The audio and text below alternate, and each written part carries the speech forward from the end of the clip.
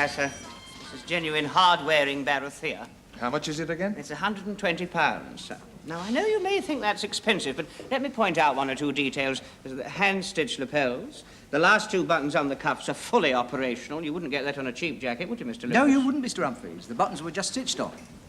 How does the back look? Oh, it's very snug at the back, sir, but you've got such broad shoulders. How about a pine paisley scarf to go around the neck? How much is it? £14, sir. But look, oh, yes, that does set off the neck, doesn't it, Mr. Lucas? Oh, yes, it does, Mr. Humphreys, and the hand stitching and the buttons on the cuff. Thank you, Mr. Lucas. The walking stick looks rather nice. How much is that? Oh, that's our special offer, sir. £3.20, genuine wooden ash. I like it. Ah, good morning, sir. I'm sorry I wasn't here to attend to you myself. I've just been to the cloakroom. May I say, sir, how much that jacket suits you? Oh, it's an exemplary fit. Congratulations, Mr. Humphreys. Thank you, Mr. Goldberg. The gentleman's also taking the pine paisley scarf. And the ash walking stick. Yeah, oh, I should say the ash walking stick would be more suitable with a tweed jacket. Now, this one, for example. No, I do like that. You like it? There you are. Try it on, sir. Please. Thank you. There we are. This is a special offer, sir. This is £140. You can buy the cotton wool to stuff in them on the ground floor. Miss Browns, Yes, Captain Peacock. there's still no sign of Mrs. Slocombe. Well, she said she might be late this morning on account of she's shifting her flat. You should have given her the day off like she asked. She's going to be in a right state when she gets here. Good morning, Captain Peacock. I'm sorry I'm late. Oh, Pussy, do be a good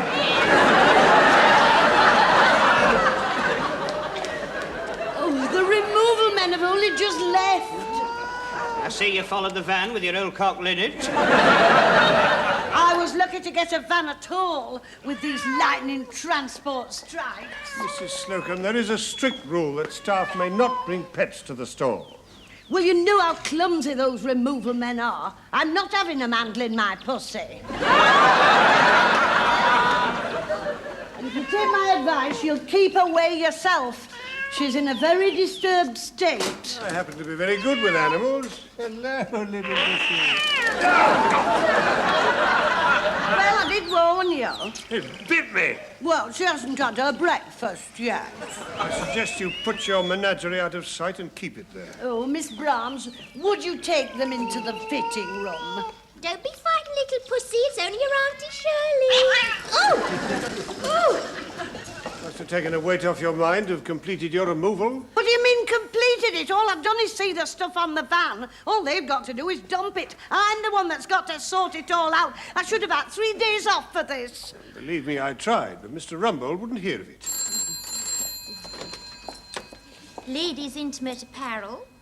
I said ladies' intimate apparel. All right, then knickers and knocker covers.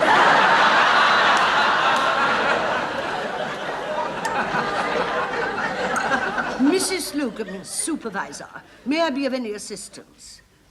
Mr. Armstrong? Oh, it's the van driver. I've got what? I've got squatters in my new flat. Oh. Well, I mean, they can't squat on me. I mean, they've got to squat on people who live in council flats and millionaires. Well, what am I going to do with all my furniture? That wasn't a very helpful suggestion. No, I can't take it back to the old flat. The other people will have moved in now. I know. Can we leave it on the van? He's got another job at lunchtime. Well, you'll just have to give me a minute to think. Look, tell me your telephone number and then I can ring you back. Right, I've got it. What am I going to do? Who am I going to squat on? Yes, well, I've had a word with Mr. Grace, and in view of your predicament, he is prepared to help. And so I should hope. If I'd had the day off, I could have been in time and stopped this. Well, all you had to do was ask. I did, through Captain Peacock. You remember I made the suggestion in the washroom, sir? Yes, well, I couldn't hear very well through the door. Anyway, you should know by now that I close my ears to suggestions in the washroom.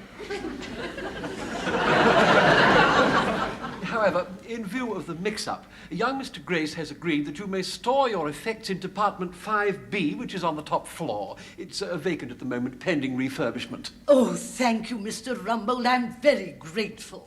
Well, the contractors don't start work for a couple of weeks, so that should give you time to get yourself sorted out. Oh, that's very kind of you, Mr. Rumbold. Well, although we're a large organisation, we top executives do have hearts. Oh, yes, I can see that. Well, I must tell the van driver where to deliver. May I use your phone? Certainly not. Use the call box by the lift.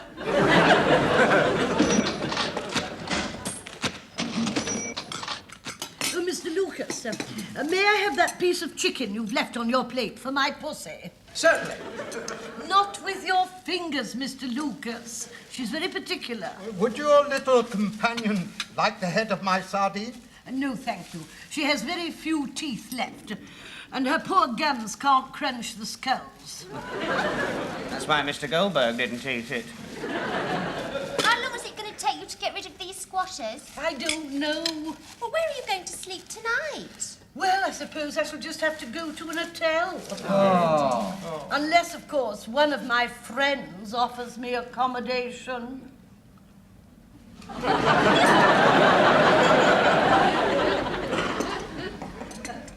Well, of course, I'd help anybody out if they were stuck. I'd like to ask you to my place, Mrs. Slocombe. Oh, thank you, Captain Peacock and dear Janet. Unfortunately, my wife is away visiting her sister, so we'd be alone in the house and there might be a lot of talk. From all accounts, that's all there would be. Well, we have a spare room, Thank you, Mr. Goldberg. but unfortunately, last night the cold water tank sprang a leak, which brought down the ceiling all over the bed, taking with it the wiring which electrified the springs. You never mentioned that this morning. Well, it slipped my memory until this very minute. Unfortunately, we haven't got a spare bed, but if you're really desperate, Mrs. Slocombe, you could always come and snuggle up with me. I don't think so, Mr. Lucas. If you're worried you couldn't control yourself, I could always put a bolster down the middle. I don't think my being homeless is a subject for joking. I quite agree, Mrs. Slocombe. Oh, Mr. Humphreys, I knew that you'd be sympathetic. What a pity I've got those 3 Pakistani nuns staying. Not only have they got the spare room, but they're on the sofa as well. You didn't mention that this morning, Mr. Humphreys. No, I forgot it while you were forgetting your ceiling. Which leaves you, Miss Browns. Oh, well, I don't think I ever mentioned it, but my brother's a rugby player. You never even mentioned you had a brother. Well, anyway, his team's got to set off early tomorrow for a big match, so they're staying the night at our place to be ready for the bus. You see, they usually go on the train, but with all the sudden strikes, they didn't want to take the risk. So anyway, that means we've got big, hairy, beer-drinking men in every room. Oh, well, I've got the answer to that. Why don't you and Mrs. Slocombe go and have Mr. Humphrey's bed and he can have yours? I can just picture it brought down by a flying tackle as I take my teddy to the bathroom. Excuse me, Mr. Slocombe, your goods and chattels has just arrived and it's on the way up on the goods lift. Our men have been working right through to lunchtime, so if you could see them right with money, Oh, yes. I better go and supervise. It's a terrible thing to have happen at her time of life. I don't think you showed up very well as friends. I rather feel that mine was the only genuine excuse. What are you talking about? We really have got 15 rugby players staying the night. Well, mine was nearly true. I mean, there will be nuns by the time we get to the fancy dress party. What are you going as? Well, I'm not sure. I discussed it with them. I might go as the Pope. But I won't know for certain till I get to the end of our road and see whether there's black or white smoke coming out my chimney. Thank you, madam. If you want to change the garment, just bring it back with the receipt. Oh, well, thank you. Mrs. Slocombe, you've been about 2 hours. It really isn't good enough. Well, I had to sort my things out. You found anywhere to stay yet? No, but I've had a marvellous idea. There's plenty of room. I'm going to stay in my flat. You haven't got a flat. Oh, yes, I have. There's lots of room on that floor. So, instead of piling my things up, I've set them all out just like they were at home. There's everything up there. Water, gas, plugs. It's self-contained. Do you mean you're going to stay here in the store? Why not? What do you think they'll let you? I'm going to ask Mr. Grace personally. All you've got to do is flutter your eyelashes and cross your legs. And he's like Putty. Well, at his age, he's like Patty all the time. Still, if you're going to try fluttering your eyelashes, you better have these Cleopatra extra long de-loops. What do you want? Someone to see Mr. Grace. Well, you can't disturb him now. I'm exhausted just trying to get him to sleep. But it's very important. Well, on your own head be it, but wake him gently. Good evening, Mr. Grace. Oh, where am I? I'm sorry to have to wake you. So I hope it's important. I was in the middle of a very nice dream. You look very good in a girl guide's uniform. Oh, thank you, Mr. Grace. Mrs. Slocombe would like a word with you now. Oh, very well. Tell her I'll give her a few moments.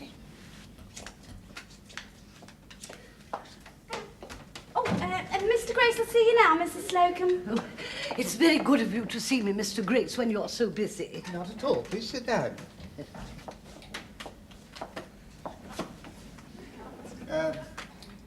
What can I do for you?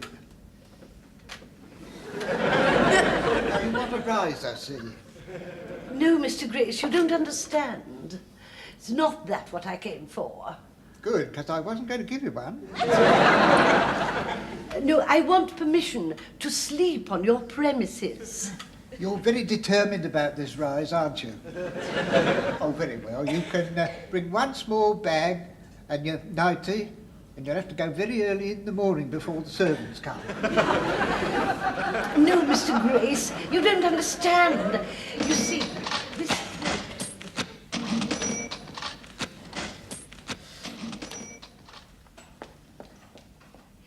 Come on then, pet.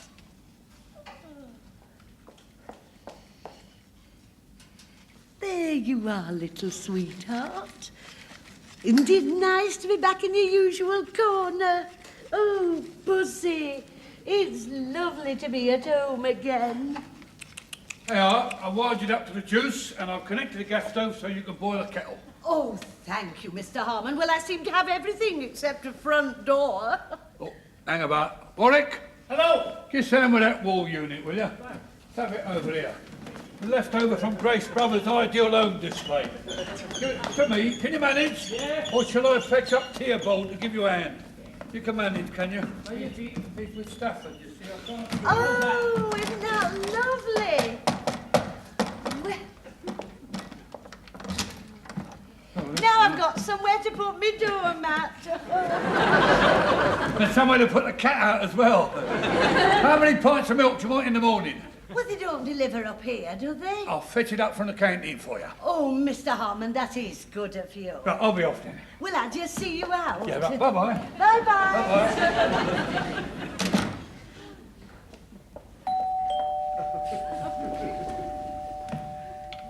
Yes? I forgot to plug in the phone. Can you do that? Oh, yeah. I can give you an outside line or an internal one, see?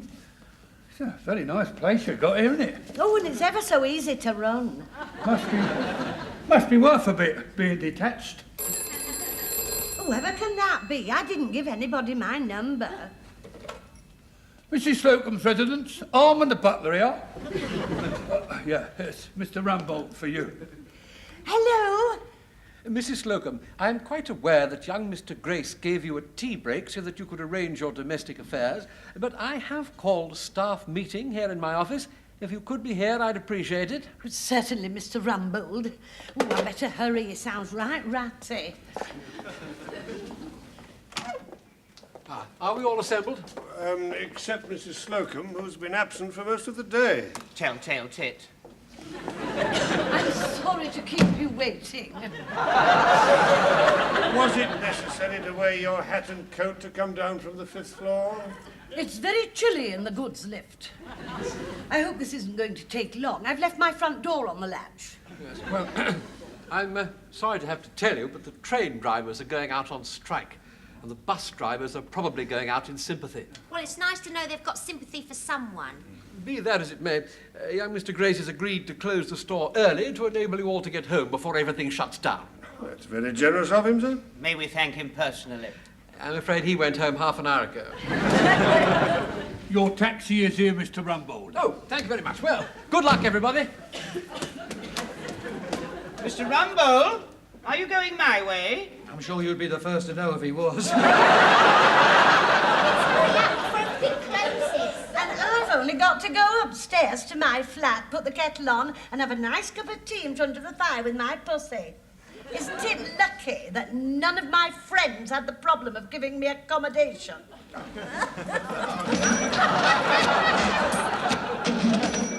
This year's fancies are passing fancies. La-dee-da-dum-dee-dee-dee. These my heart understands. La la la la la la la. I'm dreaming dreams. Oh.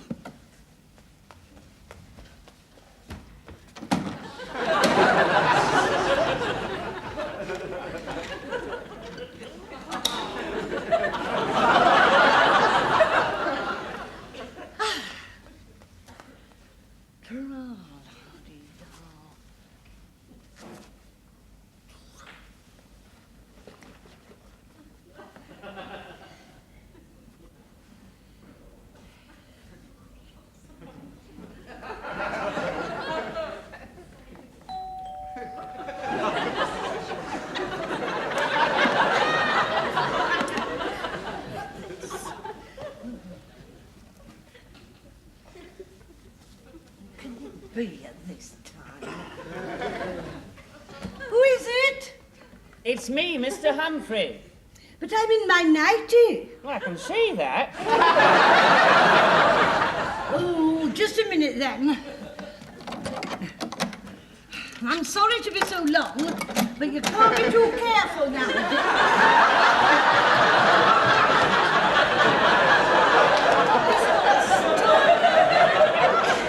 Can I give you a hand?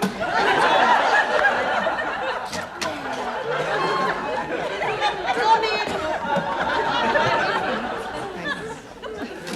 You can hang your hat and coat up there. Oh, thank you very much.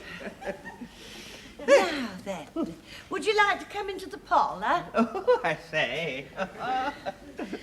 Well, now, what brings you to these parts? Well, I got on the bus and we'd only gone about 200 yards and the conductor became very sympathetic and said to us, "Get off." So I thought, well, I'll just pop in and see Mrs. Slocombe before I start my long 15-mile lonely walk home. Well, I suppose you could always use my spare room. On the other hand, of course, there might be talk. I don't think so, not in my case. Go on, then. Put your feet up, I'll make you a nice cup of tea. Do you know, that's just what I could do with. Hang on. You're quite different, aren't you, when you're at home to when you're in the store?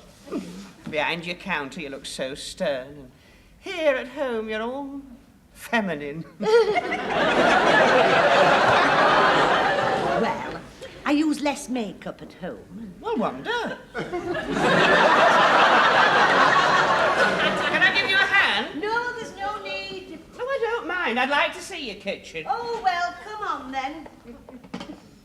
Oh, what a lovely view. Yes. I love the continent. Very compact, isn't it? Well, there's only me since Mr. Slocombe was taken. Was it very sudden? Oh, there was no warning at all. The fraud squad came at 8 o'clock. Well, while the kettle's boiling, I'll just show you to your room. Do you mind leading the way? I've forgotten where the door is. This way. That's the guest toilet, only it's not connected up. Very cosy. Yes, I had a brush salesman staying here. He used to spend hours in there planning his campaigns. It's got a history, then. Well, this is your little room.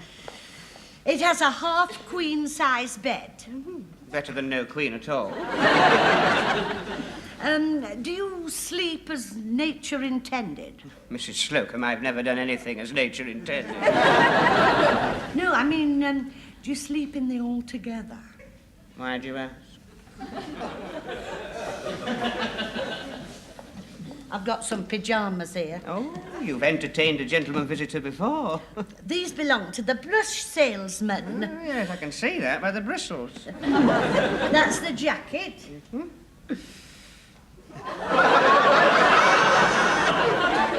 He was a very big man. On top, yes. Funnily enough, it didn't have a right lot down below.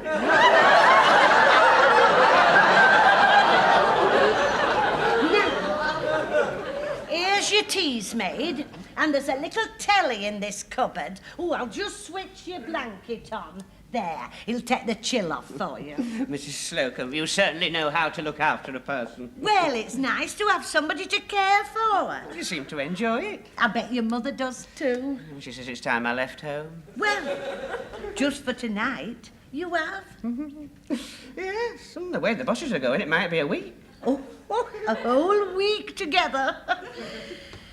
Come to think of it, it might not be a bad thing. Do you know, I was clearing out our attic at home the other day and I found this old calendar called The Week of Love. It said Monday for meeting, Tuesday for talking, Wednesday for wishing, Thursday for touching, Friday, for some reason, had been torn out. Mr. Humphreys, I want you to put yourself completely in my hands. Mrs. Slocombe, if you're thinking what I think you're thinking, it's not going to be easy for me. Just pretend you're on a camping holiday with a friend. That wasn't the best suggestion you could make. Here we are. Oh, this is nice. What a lovely bedspread. Those bristles get everywhere. Now, just try that bed. It's ever so comfy. Oh, yeah. It's got a lot of life in it. There's a lot of life in me as well. Me mother. Oh!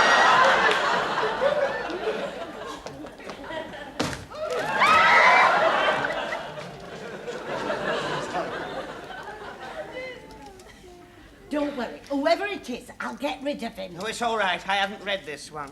Who is it? Captain Peacock. Well, I'm in my night attire. You'll have to wait a minute until I find my dressing gown. Is it a checked one? Yes. It's hanging on the hat stand. You treat me out.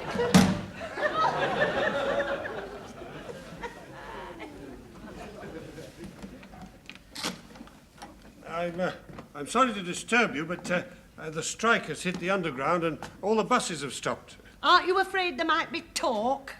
As long as that's all there is. Oh, come in. Wipe your feet. Well, I thought rather than prowl the streets looking for a hotel, I'd borrow your sofa. Oh, you've pipped me to the post. You're going to have the spare room. It's down there. You're very hospitable, Mrs. Slocombe. Oh, it looks rather cosy. I thought you were going to give me the spare room. You've forgotten, Mr. Humphreys. Your accommodation has been taken care of. Yes, but Captain Peacock might see. Not when the lights are out, he won't. This will do nicely.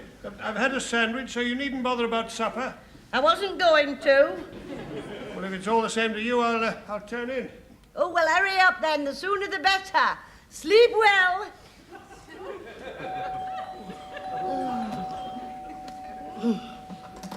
All right, I'm coming. Who is it? It's me, Lucas. Honestly, it's like running a ruddy hotel. Oh, come on in then. Where have you gone? I'm here. Where are you? I'm out here. And hurry up, I'm in my night attire. I can't work the lock. You pull it up. Come in, wipe your feet. I'm not. I know. You can't get home and you want to spend the night. Well, fate does seem to have thrown us together, Mrs. Slocombe. Oh, no, it hasn't. You can sleep in the spare room with Captain Peacock. Ah, it's all right. I'll sleep on the sofa. On second thoughts, I'll sleep with Captain Peacock. Listen, I haven't eaten all day. I suppose a bacon and egg is out of the question. How did you guess? I thought it might have been. I'll just lie down and have a quiet rumble.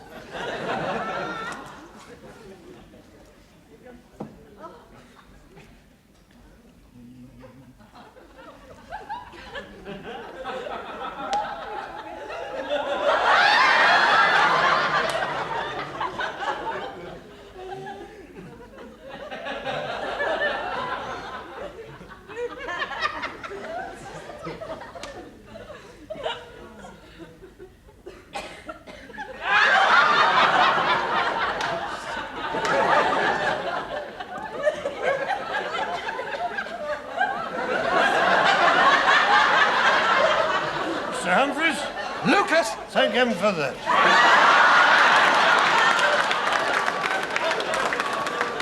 Nothing. As soon as they drop off, you can creep into my room. Come in, it's open. We couldn't get home. We wondered if you could give us shelter for tonight. Come in and wipe your feet.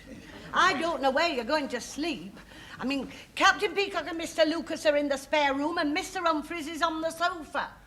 I'll go with Peacock. Lucas, you're sleeping on the floor. It's marvellous, isn't it? I'll sleep in the bath. After 25 years of marriage, one gets the knack, you know?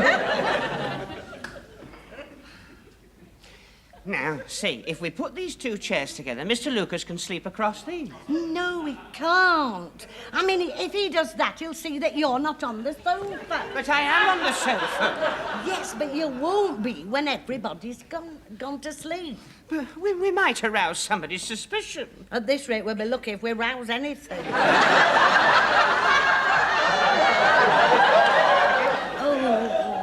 Who can this be? With any luck, it'll be the brush salesman.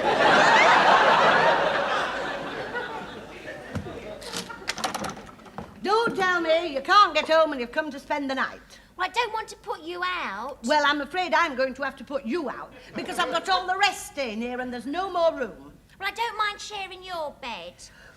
Well, it doesn't happen to be convenient. Oh, well, it wasn't inconvenient when you got stuck at my place and had to share mine. Well... I'm not going out on them streets again. I've had 4 proposals between here and the bus stop, and they wasn't marriage. Go on and get in.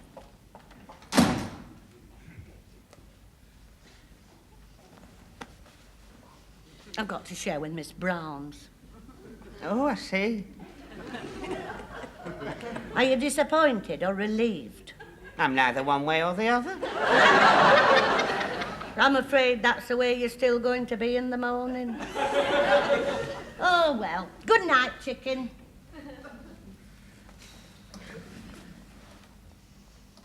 Hope you don't snore.